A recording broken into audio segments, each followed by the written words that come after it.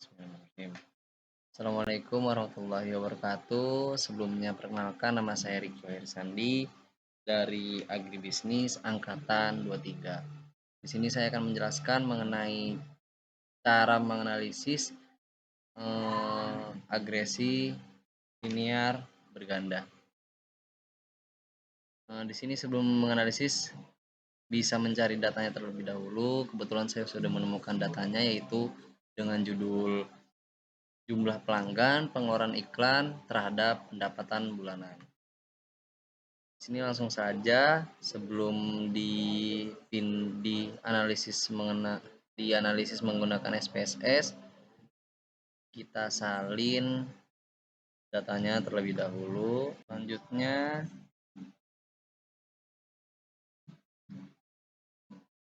kita paste.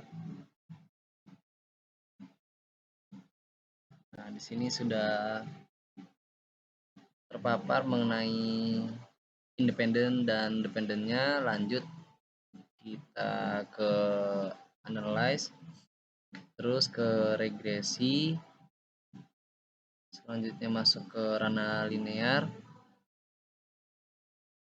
Dan untuk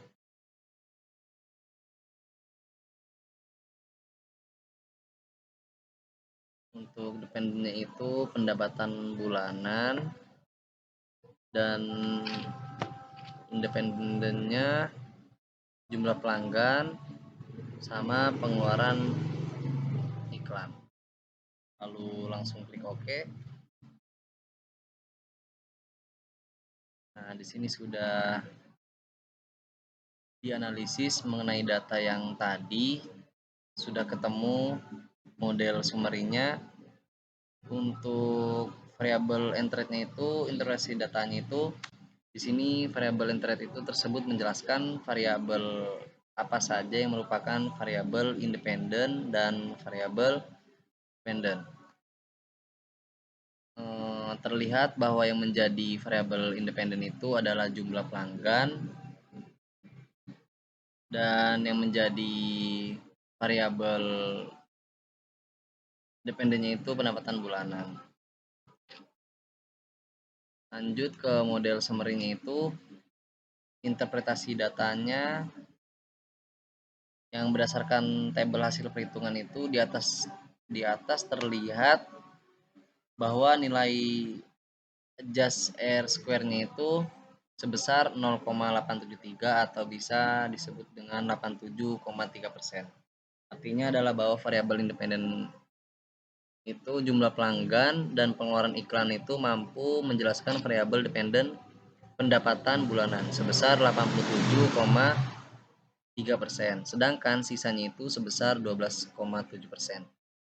Lalu dijelaskan oleh variabel lain di luar model, nilai koefisiennya itu sebesar 87,3%, sedangkan menunjukkan bahwa model regresinya ini layak dikatakan karena memiliki nilai koefisien determinasi lebih dari 50%.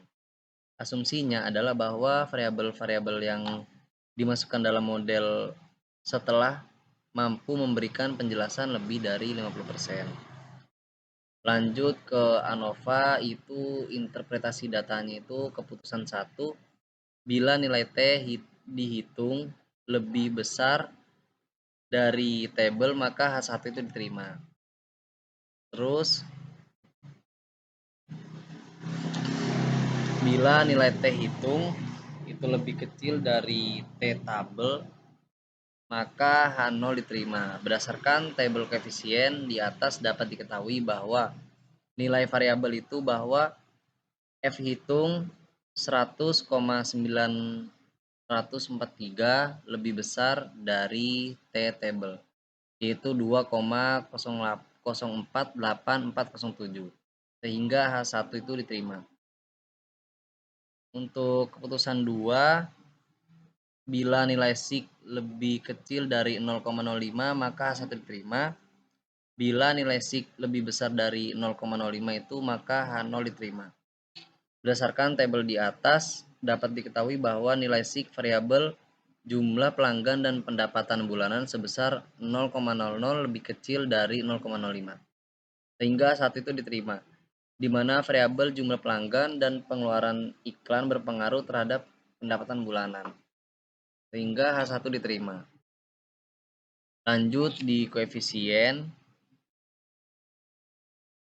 Keputusan satunya itu bila nilai T hitung lebih besar dari T table, maka H1 diterima. Bila nilai T hitung lebih kecil dari T table, maka H0 diterima berdasarkan tabel koefisien di atas. Untuk nilai variabel itu jumlah pelanggan T hitung yaitu 12,622 lebih kecil dari T table yaitu 2,04841. Sehingga H0 itu diterima. Jumlah pelanggan tidak berpengaruh terhadap pendapatan bulanan. Lanjut nilai variabel pengeluaran iklan. T hitung 0,748 lebih kecil dari T table 2,04841 sehingga H0 diterima di mana variabel pengeluaran iklan terhadap pendapatan bulanan. Untuk keputusan 2 yaitu bila nilai SIK lebih kecil dari 0,05 maka 1 diterima. Selanjutnya bila nilai SIK lebih besar dari 0,05 maka H0 diterima. Nilai SIK variabel jumlah pelanggan yaitu 0,000 lebih kecil dari 0,05. Sehingga H1 diterima di mana variabel jumlah pelanggan berpengaruh terhadap variabel pendapatan bulanan. Yang terakhir nilai SIK variabel pengeluaran iklan itu 0,461 lebih besar dari 0,05. Sehingga H0 diterima.